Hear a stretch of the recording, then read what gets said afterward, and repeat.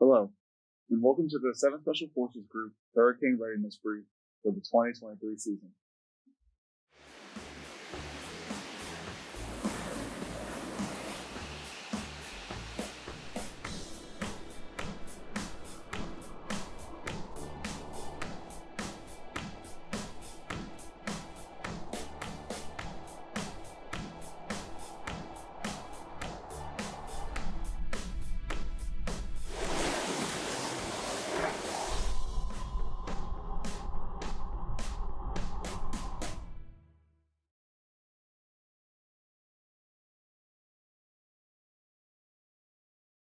Here's your agenda for today's Hurricane Readiness Brief. We'll go over terminology, preparation, what to do during a hurricane and evacuation procedures, what to do after a hurricane, and your entitlements. Terminology. Watch versus warning. A watch means that conditions are possible within your area. A warning means that hurricane and storm conditions are expected within your area. Pay attention to local weather reports to understand what dangers, if any, will affect your local area. Atlantic hurricane climatology. Hurricane season for the Atlantic Basin runs officially from June 1st to November 30th, with a peak of hurricane season occurring around September 10th and a secondary peak around the middle of October. Tropical cyclone intensity and category definitions. The strength of a storm ascends from depression, storm, and finally hurricane based on the strength of the sustained wind. Condition, or hurricane, corresponds to the time frame until that hurricane reaches landfall. Reminder, category equals strength, condition or hurricane equals time. Hurricane conditions, hurricane. Reminder, the term hurricane corresponds to the time until the hurricane reaches landfall. Hurricane 5 means you have 96 hours until the storm reaches landfall. Hurricane 4, 72 hours. Hurricane 3, 48 hours. Hurricane 2, 24 hours. And finally, Hurricane 1, 12 hours. Within Hurricane 1, you have Hurricane 1 Charlie, which stands for caution. Hurricane 1 Echo, which stands for emergency. All outside activity is strictly prohibited. And finally, Hurricane 1 Romeo. This is recovery, where emergency responders and damage assessment teams are released. Watches, warnings, and forecast tracks. All social media updates will be disseminated in this format from 7th Special Forces Group and Eglin Air Force Base. The format will include the current information, storm severity, the storm's track, and the cone of uncertainty. Hurricane threats. Winds are the most well-known impact from tropical storms and hurricanes. Hurricane-force winds can easily damage or destroy mobile homes and other non-permanent structures, often moving them well away from their foundations. The strongest hurricanes can have winds in excess of 155 miles per hour. Flooding from tropical storms is not correlated with the intensity of the storm system, but instead with the relative speed of the storm. Slow-moving tropical storms and hurricanes often produce large amounts of rain, which can lead to significant flooding at inland locations. Flooding impacts can occur hundreds of miles away from the center of the storm or from the remnants of a formable tropical system. Tornadoes associated with tropical storms typically form in the right front quadrant of the storm relative to the direction of forward movement. If you were looking at the storm like it was a clock, this would be the area from about noon to 3 o'clock in the direction of the storm's movement. Storm surge is the term used to describe the wall of water that is pushed towards the shoreline as a hurricane moves on shore. Approximately 90% of all deaths in hurricanes worldwide caused by drowning in either a storm surge or flooding. Those living in coastal and near coastal communities should know if or in which evacuation zone they reside, as well as the elevation of their property. Go to floridadisaster.org/know-your-zone to find out what zone you live in. Evacuation. Administrative dismissal. Administrative dismissal is authorized by Eglin Air Force Base 96th Test Wing Commander or the 7th Special Forces Group Commander. It is defined by employees released from duty because all or part of an activity is closed or it is in the public interest. Types of dismissal include early dismissal, late reporting, and full base closure. The reason being whenever emergency conditions exist, such as severe weather. Okaloosa County evacuation. A local state of emergency, or LSE, must be in place before evacuation orders can be issued. Shelters will open once mandatory evacuation begins. There are 9 listed hurricane shelters in the county. Evacuation decision factor. Storm surge, timing based on the arrival of sustained winds, evacuation area, tourist industry impact. The county will start closing bridges at 40 miles per hour sustained wind. The county will evacuate coastal areas for tropical storms and Cat 1 and 2 hurricanes. Keep in mind that county evacuations can impact Eglin and 7 Special Forces Group personnel, even if those bases do not evacuate. Evacuation decision process. The Eglin Air Force 96th Test Wing Commander or the 7th Special Forces Group Commander can issue an order directing the evacuation of military service members. Additionally, state and local authorities will designate specific areas of the counties deemed to be in danger based on the storm's track and projected storm surge. The types of evacuation are voluntary evacuation, recommended evacuation, and mandatory evacuation. Where and when do I evacuate? When you're notified by your commander, keep in mind, not all hurricanes equal evacuation. These decisions will be made by the Test Wing Commander or the 7th Special Forces Group Commander. During a voluntary evacuation, you'll be put on leave status. However, you will not have entitlements paid to you. And keep in mind to evac early to avoid traffic. Recommended evacuation. You'll also be put on leave status. However, no entitlements will be paid. And expect up to 22 hours of traffic if Okaloosa orders an evacuation. Mandatory evacuation. You'll be put on TDY status. You will have entitlements paid. However, you must evacuate in accordance with the minimum distance ordered by the 96th Test Wing Commander or the 7th Special Forces Group Commander. Preparedness. Determine your risk. Most importantly, you need to know what your local hazards are. Find out if you live in the evacuation zone so you are ready to follow evacuation orders. Learn whether storm surge is at risk in your area, even if you are in it. Develop an evacuation plan. If you live in an evacuation zone, determine how you will evacuate and where you will go in the event of an evacuation order. How will you get to your destination? Be sure to plan an alternate route.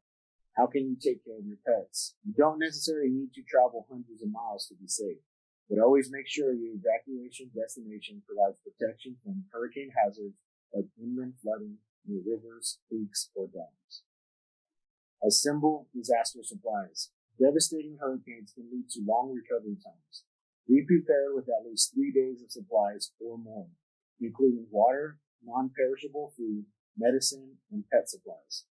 Extra cash, a battery-powered radio, flashlights, and a portable crank or solar-powered USB charger for your cell phones are also important. These supplies are helpful in a disaster, not just a hurricane, so it's always a good idea to have them on hand. Get an insurance checkup. Check with your insurance agency before hurricane season to learn what is covered. Flood insurance requires a separate policy for both owners and renters. Strengthen your home. You can take steps to make your home more resilient to threats from a hurricane. Purchase plywood, steel, or aluminum panels to board up windows and doors and have them on hand. Keep your trees trimmed, secure loose outdoor items and furniture, and find a safe place for your call. Learn how to help your neighbor. Get to know your neighbors and their needs. Many people, especially senior citizens, may need help from neighbors before, during, and after hurricanes. Write down your plan. Once you have made all of these preparations, write them down. It is easy to forget something you planned for in advance. Store your written plan somewhere safe, have photo documentation of valuables, and share your plan with your family and your chain of command. Additionally, you can use the link below to create a hurricane plan template. Preparedness, page 4 and 5 in your Hurricane Readiness Guide. We recommend you utilize all the QR codes per county for updates to traffic, weather, school districts, and county-specific guidance. Also, reference page 16 for critical TRICARE contact information.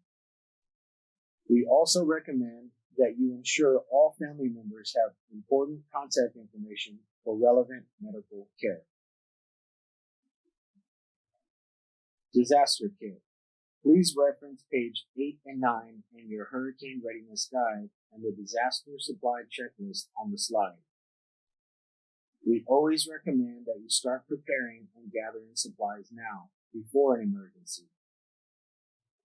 Here is a very helpful disaster supply kit checklist discussing general items, first aid, important documents, phone numbers, clothing, food, water, POVs, pet care, and special needs items. Additionally, you can utilize the link below to download this checklist. Special consideration. For special considerations, the Florida Department of Health, in coordination with its county health departments and each local emergency management agency in the state, developed a registry for persons with special needs to register with their local emergency management agency to receive assistance during a disaster. The statewide registry provides first responders with valuable information to prepare for disasters or other emergencies. Providing as much information as possible will allow emergency management officials to plan accordingly for future disasters. You will be emailed periodically to verify the information provided is correct and to make any necessary changes. Eglin Hospital Labor and Delivery. All service members 36 weeks or more pregnant or their spouses 36 weeks or more pregnant will be contacted.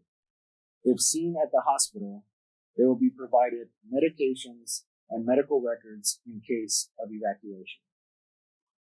During hurricanes or storms, reference pages 11 through 15 in your Hurricane Readiness Guide for in-depth planning considerations for staying safe during a storm, actions at post-storm safety, and hazards after a storm.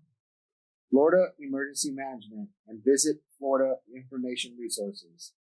The Visit Florida website at the bottom of the screen at www.visitflorida.com will provide real-time updates on traffic and emergency operations. When can I return? Continue to monitor social media and alert messages from the group emergency management team. All real-time updates will be provided on the Eglin Air Force Base Facebook page and the 7th Special Forces Group Facebook page. The Eglin Air Force Base Weather Team, along with 7th Special Forces Group Emergency Management Team, will be operating on Eglin in the Emergency Operations Center, providing real-time feedback and updates back to the 7th Group Command Team. Utilize the 2 links to access the 2 Facebook pages. When can I return? Along with checking the social media pages, keep your leadership informed of your location. And through social media or signal chats, you will be informed when to return to work. Proactive recommendation is to research local shelters. You may not know the extent of damage to your home. It is wise to have an understanding of the shelters in your area as well as shelters that provide accommodations for pets. What if I cannot return home? Reference pages 4 and 5 in your Hurricane Readiness Guide for recommendations on county updates for traffic, weather, school districts, and county-specific guidance. Listed are 9 shelters in the Fort Walton Beach, Crestview, Niceville, Baker, and Laurel Hill areas. Additionally, please utilize the Florida Evacuation Shelter link above. Post-storm safety. Reference pages 11 through 15 in your Hurricane Readiness Guide. Stay inside until the storm has completely passed.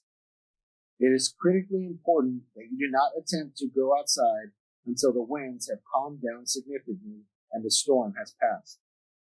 Conduct an initial damage assessment of your immediate area. If you evacuated, do not return until local officials or your command have ordered you to return. Conduct an initial damage assessment of your immediate area and attempt to contact your family or leadership outside the area. Stay tuned to local media and emergency officials. Do not drink or prepare food with the tap water until notified to do so. And just remember, days afterwards, be prepared for local road closures and blockages. Although city, county, and state transportation officials plan to clear the roads quickly, it may take a few days to get roads open. Secondary side streets may be even longer to be cleared. Entitlements. There are 2 categories of reimbursable evacuation. The first one is personnel working with a government travel card. The second are families whose spouse is currently away from home, whether TDY or deployed. I'll first focus on families whose spouses are currently away from home. For those families whose spouse are currently away from home, I would like to emphasize the importance of a special power of attorney. Please have a paper and digital copy of it. The battalion and group legal services would be able to assist in setting up a special power of attorney just in case more documentation is needed by the finance office. Evacuation entitlements are authorized both for military and civilians.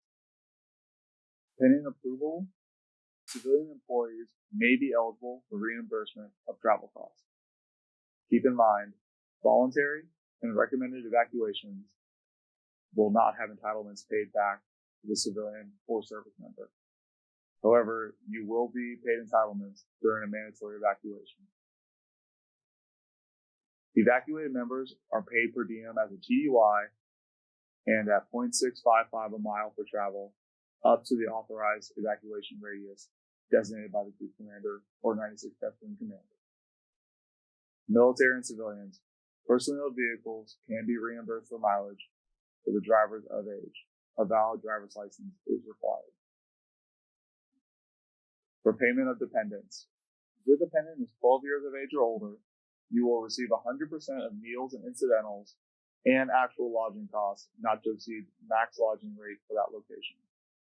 If your dependents are under 12 years of age, you will receive 50% of meals and incidentals and actual lodging costs not to exceed 50% of the max lodging rate for that location. Effective day 31 of the evacuation, percentages will be reduced to 60% and 30% respectively. Mileage ring. The Eglin Air Force Base 96th Battalion Commander or the 7th Special Forces Group Commander will designate the maximum distance that will be reimbursed. Mileage rate of 0.65 cents per mile for up to 2 POVs during the mandatory evacuation will be allocated. Please stay within the radius. Lodging and per diem. Evacuees traveling inside the designated 300-mile radius will be reimbursed lodging and per diem up to the amount authorized at the safe haven locations.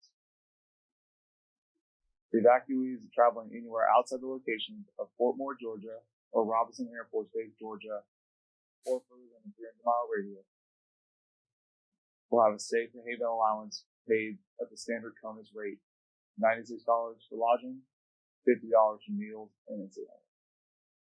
Your mileage is limited to the evacuated area, safe haven location, and your return home. Reimbursement will not exceed the established radius. Per diem rates can be found at the website below. You must provide lodging receipts for reimbursement, and you will not receive lodging reimbursement for staying with friends or family. Entitlements continue. GTC use is mandatory for lodging and is authorized for meals, gas, and cash withdrawals.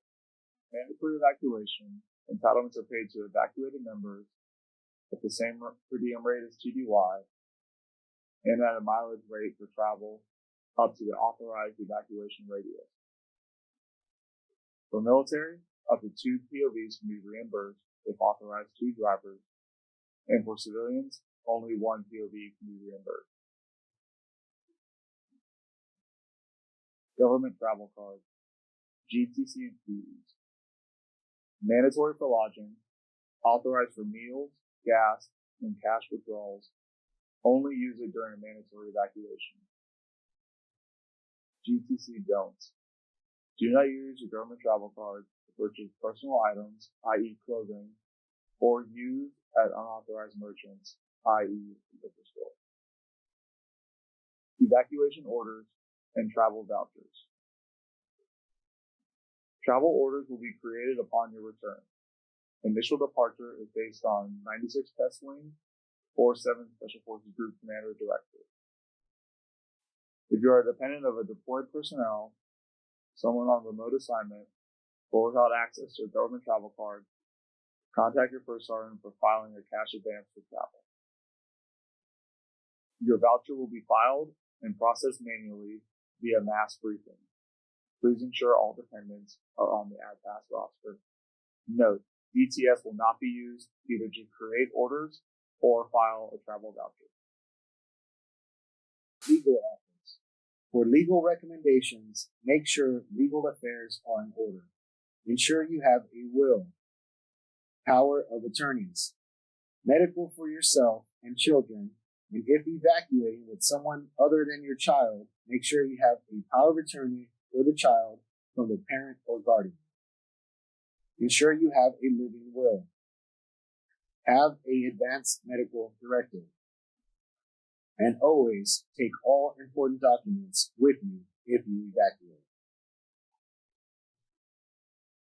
Personal property loss claims. Understanding that all claims will begin with our 7th Special Forces Group JAG and legal teams, but all actions will be conducted by Fort Novasul, historically Fort Rucker. Who can make a claim? Military members with damage to personal property on base at assigned quarters or other authorized locations. Who can file a claim? Military members or civilian employees. Family members and other authorized persons may have a power of attorney or a signed letter of authorization from the military member or civilian employee. Time frame for filing. You have 2 years from the date of incident to file a claim. However, the longer you wait, the more difficult it is to verify the damages. How to file a claim. Claimants must file a claim with their private insurer, auto insurance, renters, or homeowners insurance, before filing a claim with us. If you do not have private insurance or the damages are less than your deductible, you must indicate this on a DD Form 1842 or provide us with proof of your deductible. And the claimant must provide the required documentation for their specific claim and type for it to be swiftly and properly adjudicated. Personal property loss claim types. There are 3 types of personal property loss claims. A food spoilage claim requires a power of attorney, if applicable, insurance payment breakdown, proof of residence, housing orders, or a letter from dormitory manager, an itemization breakdown of food loss with group-like items together for ease of processing, vehicle damage claims.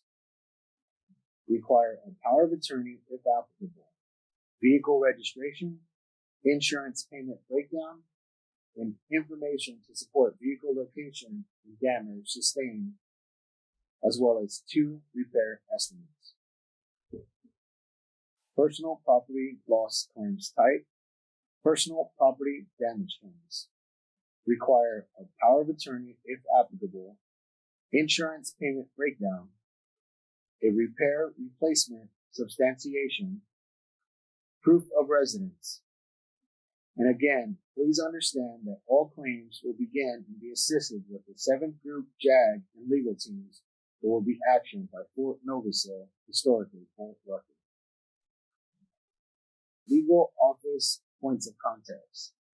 Our sister service claims points of contact are listed below for U.S. Army, U.S. Navy, Marine Corps, and Coast Guard claims.